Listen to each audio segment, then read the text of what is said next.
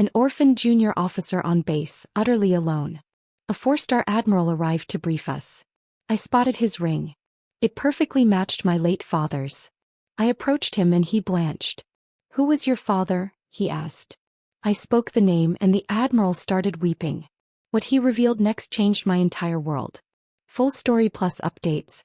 Can you imagine seeing a piece of your dead father's most cherished possessions, one that was supposedly lost forever, on the hand of a stranger?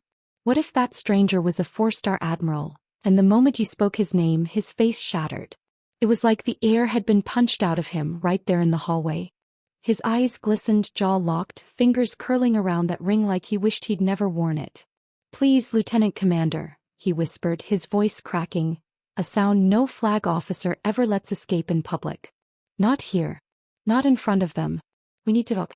Now." And in that instant, a cold certainty settled over me. That ring, the exact one my father died wearing, proved that nothing about my life, my grief, or my father's death was what I thought it was. People assume Navy SEALs walk around with unshakable confidence. But the truth? Silence weighs heavier on us than fear. Especially the kind of silence that settles after loss. I'd lived in that silence for nearly 2 years. Ever since the night I got the call that my father's car had gone off the highway. I remember standing in my barracks room afterward, staring at my reflection, telling myself I was still a SEAL, still an officer, still whole. But grief doesn't care about rank or training.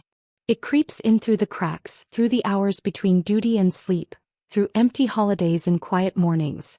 It had left me utterly alone, a junior officer by rank, but a 30-year-old woman carrying a lifetime of service and far too many ghosts. The morning the Admiral arrived, the base had this particular stiffness to it, the kind you only see when top brass is about to step foot